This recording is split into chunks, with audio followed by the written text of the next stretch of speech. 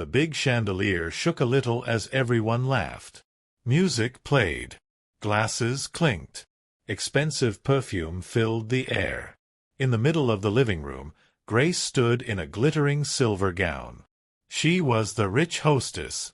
Everyone watched her, everyone praised her. Near the wall, holding a small, neatly wrapped box with both hands, stood Mia. Mia was the maid. Her uniform was clean but old. Her shoes were worn. Her hands were rough from work. She held the gift like it was something holy. Her fingers shook. "Should I give it now?" she whispered to herself. "Maybe later." Just then Grace turned and noticed her. Grace frowned. "What are you doing standing there like a statue?" Mia swallowed. "Ma'am, I brought a small gift. For your birthday." The room went silent. Some guests turned to look. Grace stared at the cheap wrapping paper. Brown paper. Simple ribbon. Not from any brand. She smiled, but it was a cold smile. "In front of my guests," she said, loud enough for everyone to hear, "you bring this." Mia's heart dropped. Her cheeks burned. "Ma'am, I saved for months. I thought you might like." Grace snatched the box from her hands. "Everyone, look at this," she laughed. "My maid brought me a present. How cute. Maybe it's a mop inside?" A few fake friends laughed with her. Mia's eyes filled with tears. Grace tore the paper, opened the box, and her face twisted. Inside was a beautiful handmade photo frame. Wooden edges, carefully polished. In the middle, a printed picture of Grace, her husband Mr. Carter, and their little daughter Lily, all smiling. Below the photo, in careful handwriting, "Thank you for giving me work when I had nothing, Mia." Grace's jaw tightened. And then, in front of everyone, she raised the frame high and smashed it on the glass table. The sound of breaking glass cut through the music. Mia gasped. Lily cried out. A hush fell over the guests. Tiny pieces of frame and glass scattered on the floor. Grace brushed her hands dramatically. "Next time, Mia," she said coldly, "remember your place. People like you don't give gifts to people like me." Mia's lips trembled. Tears rolled down her cheeks. "If you were in her place, what would you do?" She slowly bent down to pick up the broken pieces with her bare hands. And she didn't know. Someone important was watching. Someone who would bring instant karma that very night. At the same party. The story began weeks before that party. Mia lived in a tiny one-room house with her younger brother, Daniel. Their parents had died years ago. Mia worked in Mr. Carter and Grace's mansion as a maid to pay rent and Daniel's college fees. Every night, she came home tired.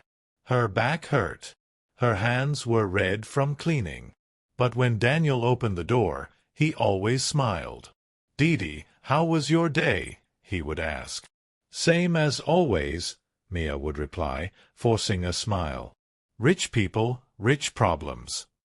Daniel would laugh softly. "One day you won't be their maid. You'll have your own house." Mia would shake her head. "Let's just get you through college first." One evening, Mia came home with bright eyes. "Daniel," she called, "I got my salary and a small bonus. Grace ma'am's birthday is next month." "So?" Daniel asked, curious. "So?" "I want to give her a gift," Mia said. Daniel stared. "A gift? From you?" Mia nodded shyly. "When I first came to them, we had nothing. Mr. Carter gave me this job. They didn't throw me out. I want to say thank you." Daniel hesitated. "But will she even care?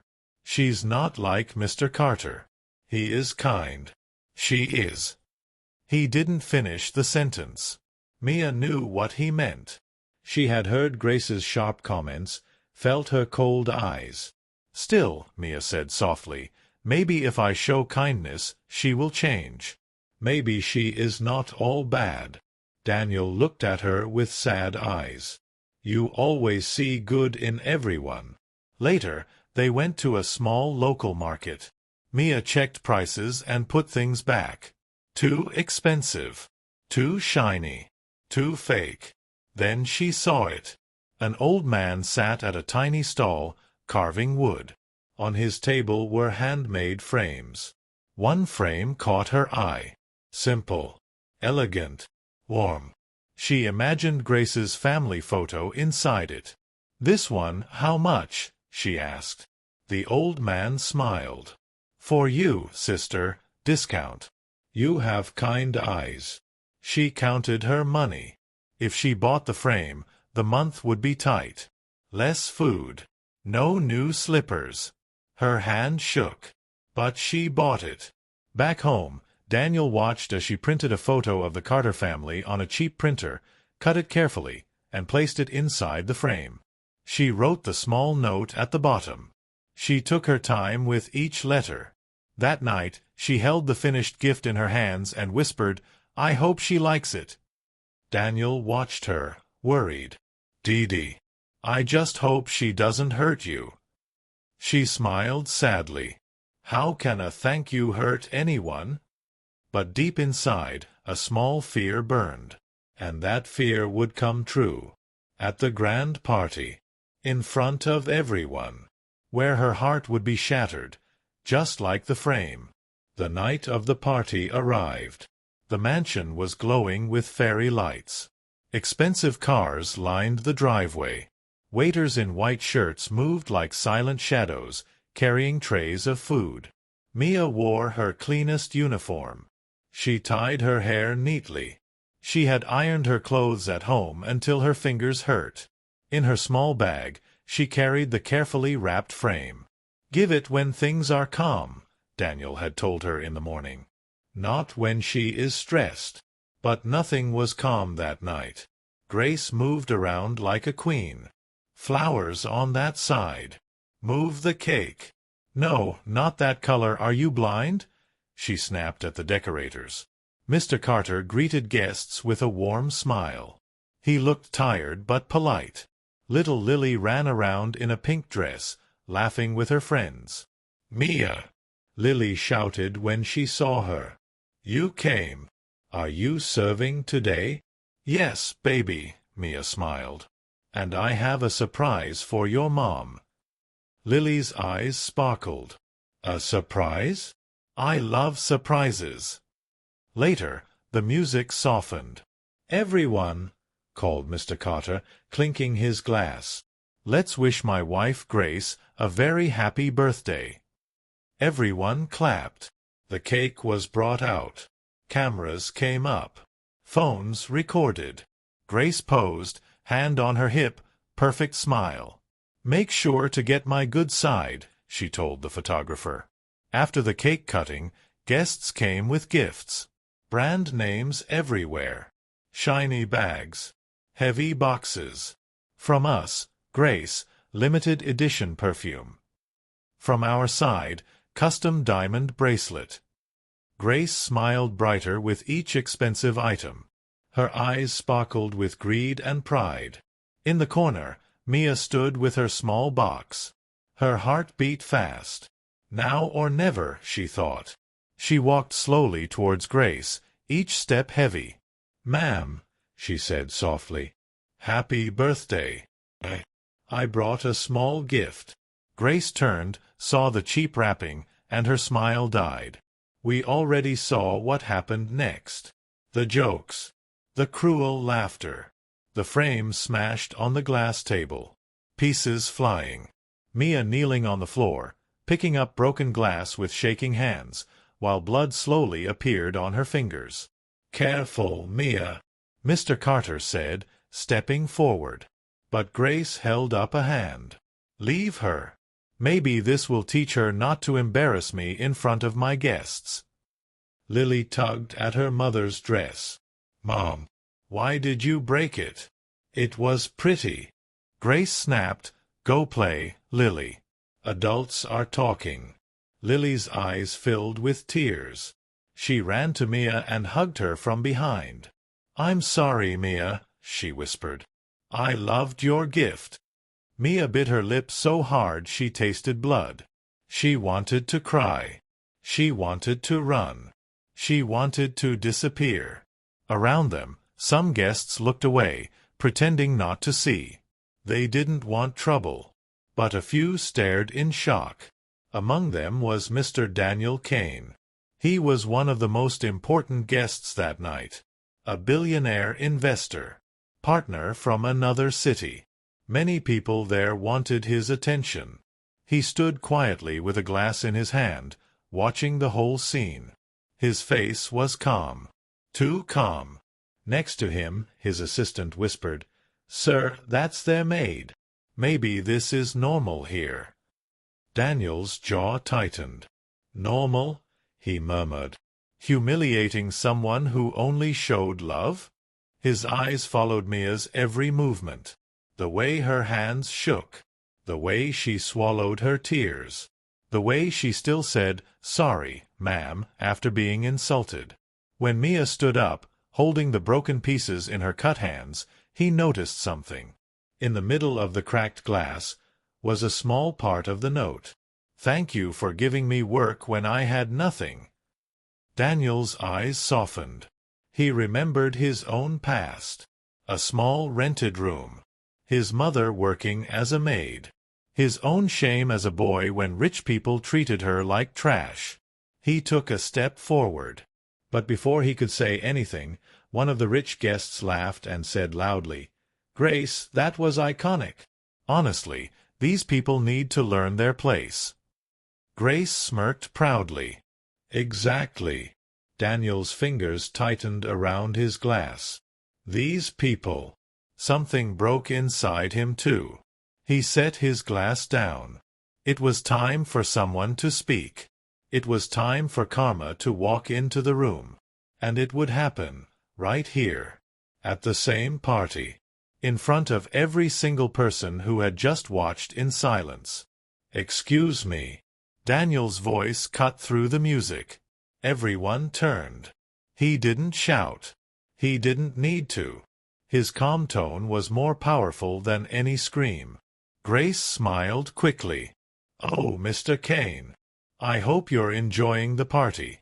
We were just—" He raised a hand. She stopped. He pointed, not at Grace, but at Mia. "May I see that?" he asked gently. Mia looked confused. "Yes, sir." "The frame," he said. "Or what's left of it." Her hands shook as she held out the broken pieces. Carefully, like it was something precious, Daniel took them from her. He looked at the photo, at the note, at the blood on her fingers.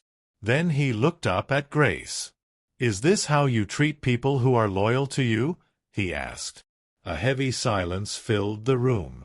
Grace laughed nervously. "Oh, Mr. Kane, you don't understand. She's just a maid.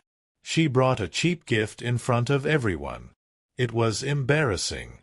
We were just joking." "Joking," Daniel repeated softly. His eyes were sharp now. Cold. He turned so his voice reached everyone. "When I was a boy," he said, "my mother was a maid.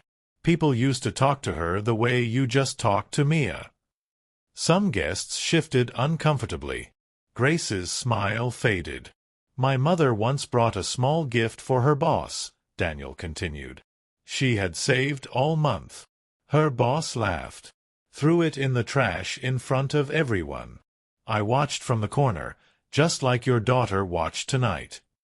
He pointed at Lily, who now clung to Mia, her eyes red from crying. "I promised myself," Daniel said slowly, "that if I ever became successful, I would never work with anyone who treats people like this." Mr. Carter stepped forward, worried.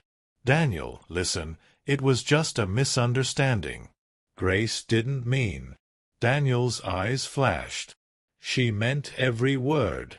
He looked around at the guests. "All of you," he said, "laughed, or stayed quiet. Except this child," he nodded at Lily. And this woman whose heart is bigger than this entire house. Eyes turned to Mia. She stared at the floor, tears dropping silently. Grace crossed her arms. Are you really making a scene over a poor maid and a cheap wooden frame? Daniel held up the broken frame. Do you know what I see? He said. I see a woman who earns almost nothing, but still spent her money to say thank you. I see love, gratitude, loyalty, things money can't buy. He turned to Mr. Carter.